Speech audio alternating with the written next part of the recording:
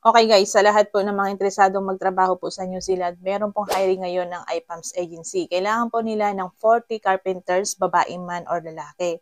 High school graduate po at with 3 years experience. Tumatanggap po sila na walk-in. Gaganapin po ito sa July 3, 2025, alas 8 ng umaga hanggang alas 11 ng umaga. Ang sinasahod kasi ng isang OFW sa New Zealand is depende yan sa iyong trabaho. For example, ang trabaho mo is carpenters. Ang minimum nila minsan 28, 29. Isang oras lamang yon. So, pag times mo yun ng, halimbawa, 28 times 8, kasi 8 oras sa isang araw, times mo ng palitan ng peso, 32, sabihin natin 32, kasi hindi naman stable yung palitan ng peso, di ba? So, ang sasahurin mo sa isang araw, nasa higit 7,000. Tapos, i-times mo pa yon ng isang linggo. Kasi ang sahuran sa New Zealand, every 2 weeks. Twice a month ka sumweldo kasi malaki ang tax. Siyempre, mataas ang cost of living. So, sa lahat po ng mga interesado na magtrabaho sa New Zealand, pumunta lamang po kayo sa agency ng IPAMS. Matatagpuan po ito sa Aurora Boulevard, sa Quezon City po. Madali lang itong mahanap kasi sasakay lang kayo ng LRT or jeep papuntang Santa Mesa. Along the highway lang po siya. Sa lahat naman po na may mga connecting flight na domestic flight na pauwi po ng Pilipinas. For example po is bumaba ka ng Terminal 3. Pero kailangan mong pumunta ng Terminal 1 kasi uuwi ka sa Mindanao. Sa ngayon guys, libre na ang shuttle bus kung magta-transfer ka lang ng ibang terminal. Terminal 1 hanggang 4 po yan ha. So libre po yan, wala pong bayad. Kung hindi nyo po mahanap yung terminal kung saan yung mga free shuttle, pwede po kayong magtanong sa mga airport guard.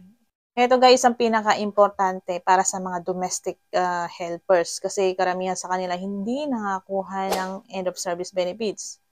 Maraming nagtatanong kung halimbawa na nakadalawang taon lang sila, may makukuha ba sila? Kasi bawat bansa po kasi yan is magkakaiba. Sa Saudi Arabia, pag naka-4 na taon ka sa iisang amo, meron kang end of service na matatanggap katumbas ng isang buwan na sahod mo.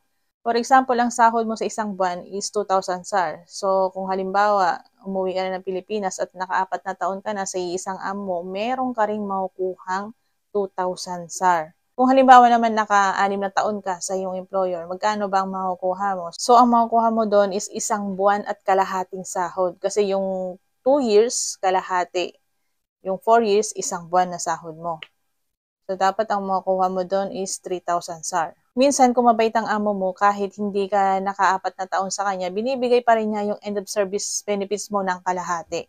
So, kahit hindi naka-4 na taon si OFW sa kanya, binibigyan pa rin niya ng kalahating end of service benefits si OFW. Sana lahat ng mga employer is ganito. Kasi alam nyo guys, magkakaiba kasi yan bawat bansa. At minsan, depende rin yan sa employer. Minsan, binibigyan si OFW ng vacation pay bago magbakasyon. Yung iba naman, binibigyan ng vacation pay pagbalik sa kanya. Yung end of service benefits naman, kahit hindi pa umuwi si OFW, binibigay na. Yung iba naman, pag uwi na, tsaka binibigay yung end of service benefits. Pero yung iba, hindi talaga binibigay.